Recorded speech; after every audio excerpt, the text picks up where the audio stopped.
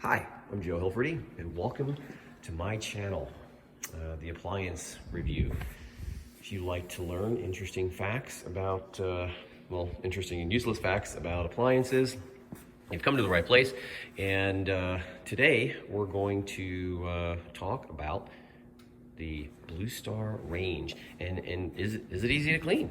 So we get a lot of people that have done their research online that will come in and want to buy a BlueStar. They've heard about the phenomenal control because of the open burner design and the fact that the flame comes out more like a more conical, more like a torch and less like a blossom, so you get more heat directed at the bottom of your pan. But normally when they see this, they kind of, pump the brakes and go in a different direction. And a lot of that has to do with the cleanability of this product. So let's just go ahead and take off one of these grates. Take a look at this. Okay, so that's not so bad. And you spill stuff and, well, it goes down, right? So down into that area. But if you lift up, you can see, oh, this is removable. So we can take this off.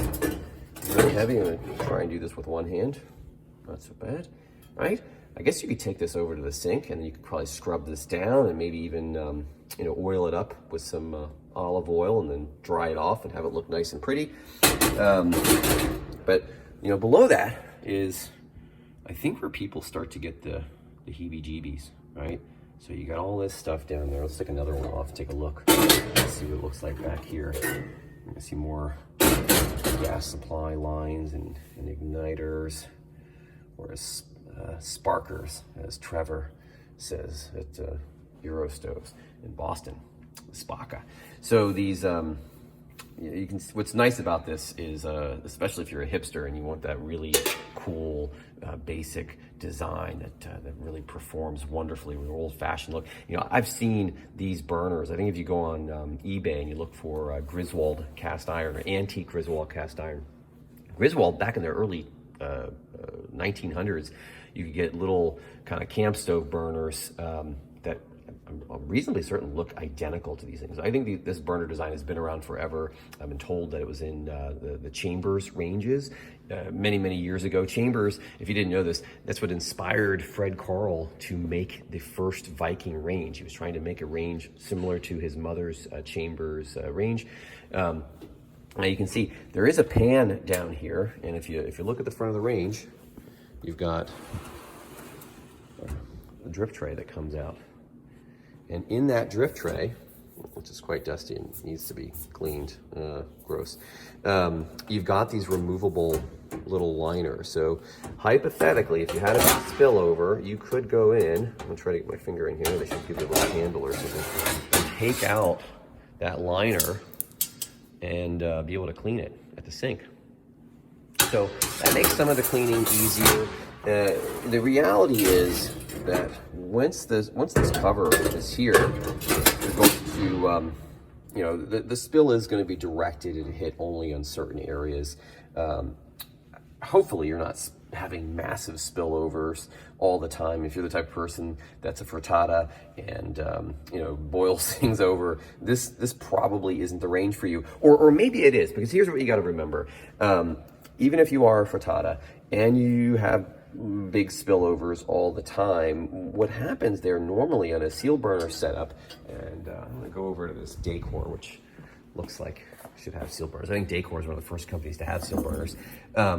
There's no place for that liquid to go, right? So if you don't stop what you're doing and clean it up right away, that liquid is going to be burning or baking onto the surface, right below the flame. So here's your flame coming out like a big stupid blossom, like most sealed burners, and it's then going to be baking onto that porcelain surface. Once it bakes on there, you're going to have a lot of scrub and a lot of elbow grease going to have to go in there. Probably won't come off. I think you can use something like Easy Off oven cleaner to get that off of there, but here, by design, when you spill, it's going to go away from the flame. So most of your flame is here. The liquid is going to go down into that little drip tray there. So yeah, it does look like it could be harder to clean.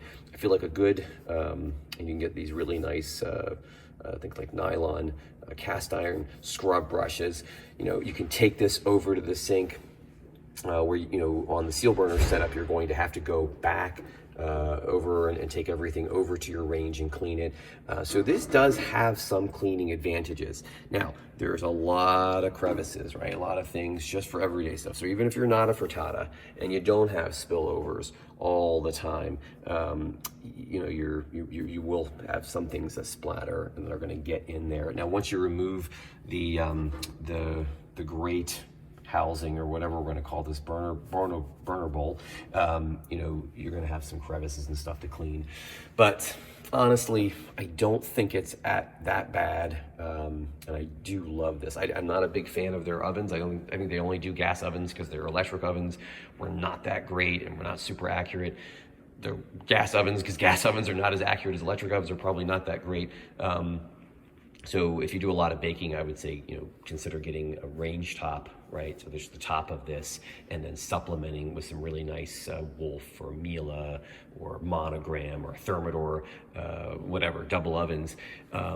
This is a really nice Range-Top. I think this is probably my first choice. I'm a huge induction fan, and I might like induction just a little bit more than gas in some ways, or a lot of ways. But if I were going to go gas, this would be it for me. I don't think I would go any other direction. If I had to choose a second, like a non-open burner, you know, for you guys, I'd say look at that Thermador Star Burner. I think Thermador Star Burner, at least the burners are pedestaled and they're kind of star shaped, so not as good as this, but they have some similar properties, not a lot, but definitely a good backup choice to this. But yeah, that's it. That's all I'm going to talk about today. My videos run long, and I'm sure most of you probably lose interest within just a couple of minutes. So if you like these videos, you'd like to learn about these interesting and useless facts about appliances, please hit the like button and subscribe. I need more subscribers so I can make more of these videos. That's it, and I'll see you guys next time. Take care.